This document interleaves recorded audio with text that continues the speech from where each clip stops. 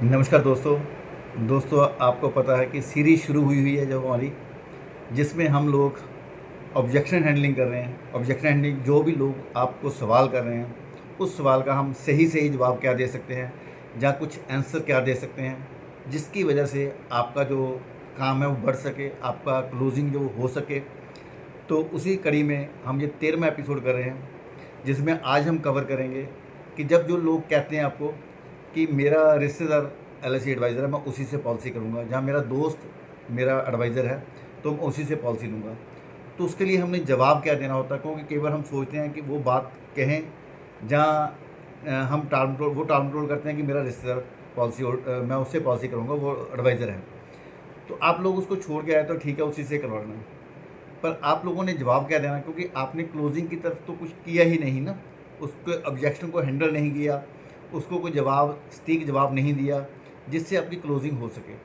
तो जब भी आप कस्टमर के सामने बैठते हो तो आपको ये जवाब कभी मिलता है, जहाँ सवाल आता है सामने से कि मैं उसी से पॉलिसी लूँगा, मेरा रिश्तेदार है। तो उनको बोलना सर बहुत बढ़िया बात है कि आपका जो रिलेटिव है वो आपका एडवाइज़र है, जहाँ पॉलिसी आप उससे लोगे।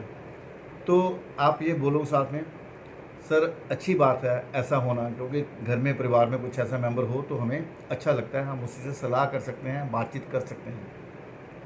पर सर क्या प्रैक्टिकल ऐसा हो सकता है? ऐसा होता है प्रैक्टिकल? उसमें फ़ायदे और नुकसान की बात हम करेंगे, जब बताएंगे उसको तब उसको पता चलेगा, तब वो प्रैक्टिकली इसको सोचना शुरू करेगा। तो प्रैक्टिकल होता क्या है? अगर मेरा रिश्तेदार जो एलआईसी एडवाइज़र है, मैं उससे पॉलिसी लूँगा तो मेरे घर का भेद उसको पता चल पाएगा, क्योंकि मैं फाइनेंशियल एडवाइस जहाँ पे सारी हमारे कॉलम आते हैं उसमें लिखा जाता है कितनी इनकम है, कितना एसेट है, कितनी ये है, कितनी वो है, वो सारा कुछ हम देखते हैं। तो आपके फाइनेंस के बारे में हमारे रिश्तेदार को पता चल जाएगा कि आपके पास कितना फाइनेंस है, कितना कहाँ कहाँ आपने इन्वेस्ट किया हुआ है, कौन कौन सी चीज़ें आपके पास हैं, है ना, कितनी आपके पास लाइबिलिटी है और कितना आपके पास एसेट्स हैं, कितना आप पैसा इन्वेस्ट कर रहे हो, कितना आपके पास यानी बैंक बैलेंस है, कितना, उस सारी चीज़ें आपके रिश्तेदार को पता चल जाएंगी। तो जब ये सारी रिश्तेदार को पता चल जाएंगी, अब क्या होता है, क्योंकि एक तो हम अपना भेद जो है अपने रिश्तेदारों को देते हैं, उसमें अगर हम कहते हैं कि मेरे पास पैसे नहीं हैं तो वो भी बात अपनी रिश्तेदारी में फैलती है, अपने दोस्तों में फैलती है कि ये तो कंगाल है, अगर हम ऐसा बोल देते हैं वहाँ पे। अगर हम ये बोल देते हैं कि मेरे पास बहुत कुछ है, जहाँ अच्छी इनकम है, जो भी आप बोलोगे, बैंक बैलेंस है, ये है वो भी बात सारे रिश्तेदारों को पता चल जाती है, वो भी बात अपने सारे फ्रेंड सर्कल में पता चल जाती है। तो उससे होता क्या है कि जब भी किसी को पैसों की ज़रूरत पड़ती है तब वो आपके पास ही आएंगे, तब वो आपसे मिलेंगे, तब आपसे बात करेंगे। तो आप बिना वजह, यानी जहाँ से आपको कोई इंटरेस्ट नहीं मिलने वाला, आप अपने पैसे जो है फंसा देते हो, अपने रिश्तेदारों के पास चले जाते हैं, फिर मांगने बड़े मुश्किल हो जाते हैं। उससे क्या होता है, जब अपने पैसे मांगने शुरू करते हो तो फिर क्या है, दरार पड़ती है, तकरार आती है, फिर आपका जो स्वभाव बदल जाता है लोगों का, आपके प्रति रवैया बदल जाता है, क्योंकि आप अपने पैसे मांग रहे हो। तो मांगना जो है मुसीबत खड़ी करने वाली बात है, अपने रिश्तेदारी में दरार डालने जैसी बात है। तो उससे पॉलिसी लेने का आपको ये नुकसान हो सकता है। दूसरी बात, मान लो जो एडवाइज़र आपका है, आपका रिश्तेदार है, उसको तो सारा भेद लग ही गया, मान लो किसी और को नाम ही लगे तो उसको तो सारा पता है ना। मान लो उसी एडवाइज़र के कभी बुरे दिन आ जाते हैं या दिक्कत में आता है, तो फिर उसको पता है कि आपके पास इतनी बड़ी पॉलिसी है, आपके पास इतना पैसा है, अगर उनको ज़रूरत पड़ती है आप लोन लेके भी दे सकते हो।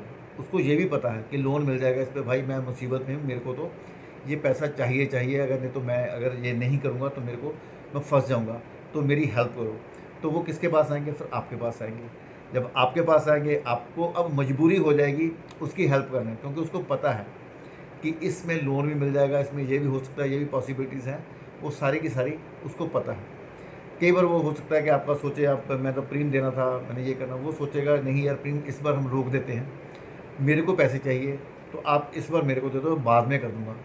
उस दौरान अगर आपने प्रीम नहीं भरा अपनी पॉलिसी का तो भी दिक्कत आ गई, तो भी कुछ भी हो सकता है, तो हम दिक्कत में फंस सकते हैं। तो इसको हम कैसे काउंटर करेंगे, इसी चीज़ों से करेंगे कि प्रैक्टिकल चीज़ें ये होती हैं मैं नहीं चाहता कि अपने फाइनेंस के बारे में अपने रिश्तेदारों को पता चले, अपने दोस्तों को पता चले। इस वजह से मैं कहता हूँ कि आपके पास ये सेकंड ऑप्शन है।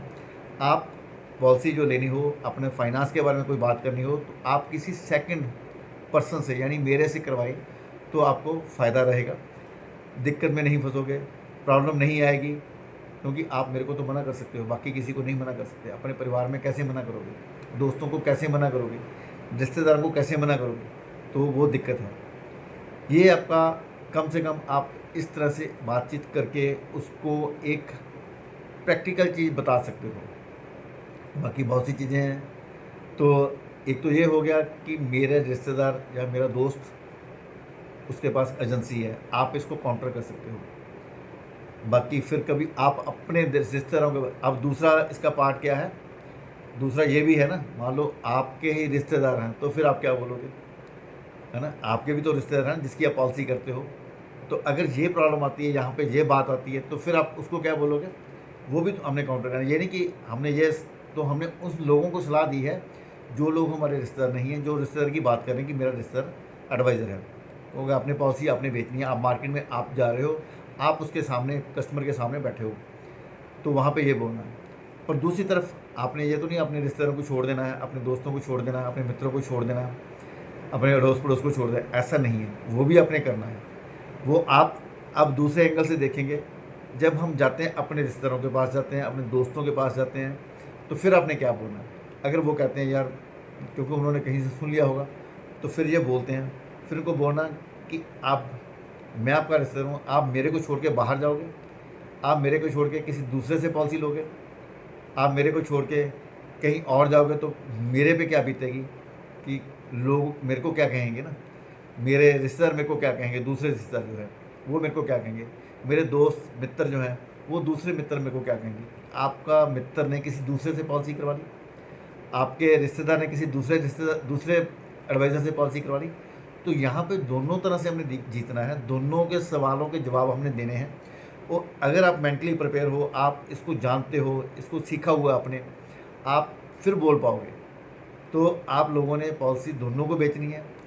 तो जो आपका रिश्तेदार नहीं है, रिश्तेदार की बात कर रहा है, वहाँ पे पॉलिसी बेचनी है। जो आपके रिश्तेदार हैं, आपके दोस्त हैं, मित्र हैं, उनको भी आपने काउंटर करना है, उनको भी आपने ऐसा बोलना है। तो इसी तरह से हमारा काम बढ़े, आप अच्छी इनकम अर्न कर पाओ, पर उसके लिए आपको सवालों के जवाब देने ज़रूरी होंगे। सवालों के जवाब अगर आप देते हो, तो ही आप अच्छे एडवाइज़र बन पाओगे, तो ही आप लोगों का जो काउंटर क्वेश्चन उनको कर सकते हो, तो ही आप अपने कस्टमर की नज़र में एक बढ़िया एडवाइज़र बन सकते हो। क्योंकि बोलना स्टीक है, आपने बोलना क्या है, उसी के ऊपर सारा कुछ डिपेंड करता है। आप क्या बोल रहे हो, कस्टमर को क्या लग रहा है, उसको भी लगता है इसको नॉलेज है। ठीक है, आपने कॉन्फिडेंस से बोलना है, बातचीत अच्छे तरीके से करनी है, फंबलिंग नहीं करनी वहाँ पे। वो तभी होता है जब आप उसकी प्रैक्टिस करते हो, जब आप अपनी स्क्रिप्ट की प्रैक्टिस करते हो, जब आप लोगों के सामने बैठते हो, बार बार जाते हो, बार बार बातचीत करते हो, तो फिर आपकी प्रैक्टिस अच्छी हो जाती है। उसकी वजह से आपको पॉलिसियाँ मिलती हैं, ना कि सिर्फ एलआईसी की एजेंसी लेने से पॉलिसी नहीं मिलती, पॉलिसियाँ नहीं बिकती। अगर आपने प्रैक्टिस नहीं की, अगर आप लोगों के पास नहीं जा रहे, अगर उनके क्वेश्चन के आंसर नहीं दे रहे, जो पेपर लीक की हम बात करें, पेपर तो लीक है दोस्तों, यही लोग सवाल करते हैं। जो सवाल आपने, मैंने अभी बताया आपको, हमने तकरीबन 12-14 सवाल हमने कवर कर लिए हुए हैं। आप मेरी पुरानी वीडियो भी देख सकते हो, जिसमें मैंने सारे ये जवाब दिए हुए हैं। उनको देख के आप एक्सपर्ट बन सकते हो, आप कस्टमर के सामने कॉन्फिडेंस से बात कर सकते हो। बस उसकी प्रैक्टिस करना है, उसको स्क्रिप्ट को बार बार पढ़ना है, बार बार बोलना है। जब तक आप ये नहीं करोगे, तब तक आपकी जो सक्सेस रेशियो है उतनी ज़्यादा नहीं होगी। आपकी जो कन्वर्जन रेशियो है, यानी सेल की तरफ जो बढ़ते हैं, हम सेल करते हैं, वो 10 में से जो पहले शायद 1-2 हो सकती हैं, वो ज़्यादा तब होंगी जब आप उसकी बार बार प्रैक्टिस करोगे। 3, 4, 5 तक पहुंच सकते हो, 6 तक पहुंच सकते हो, डिपेंड करता है कि आप कितनी प्रैक्टिस करते हो, कितना सीखते हो, कितना सुनते हो, कितना समझते हो, कितना इम्प्लीमेंट करते हो, उसी के ऊपर डिपेंड करेगा। तो आपकी जो है सेल वो बढ़े, आपका जो काम है वो बढ़े, आप एलआईसी में अच्छी इनकम अर्न कर पाओ। उसी सिलसिले में हम जो है सीरीज़ ये चला रहे हैं। ये आज 13वां एपिसोड था। नेक्स्ट वीडियो में मिलते हैं फिर से नेक्स्ट वीडियो में आपको कुछ और जो हमारे ऑब्जेक्शन अभी रह गए हैं उसके बारे में चर्चा करेंगे। तो दोस्तों बने रहना सीरीज में, और मेरी पुरानी वीडियो भी आप देख सकते हो। इस वीडियो को भी आप शेयर कर सकते हो लोगों के साथ, ताकि उनको भी कुछ जानकारी हो जाए, क्योंकि 10-15 मिनट की बात होती है। हम हफ्ते में इतना टाइम तो निकाल ही सकते हैं, यानी एक हफ्ते में हर 10 मिनट निकाल सकते हैं एक दिन में। तो 10 मिनट बड़े इंपॉर्टेंट होते हैं, ज़रूरी होते हैं। 10-12 मिनट जो भी आपको मिलते हैं वो ज़रूर लगाओ, सीखो, कहीं से भी सीखो, यूट्यूब से सीखो, किसी और से सीखो, किसी ट्रेनर से सीखो, कहीं से भी सीख सकते हो। सीखना इंपॉर्टेंट है, जब तक सीखेंगे नहीं जीतेंगे नहीं। तो सीखना बड़ा इंपॉर्टेंट है, ज़रूरी है। सीखते रहो और जीतते रहो। दोस्तों मिलते हैं फिर अगली वीडियो में, नेक्स्ट वीडियो में। Thank you very much.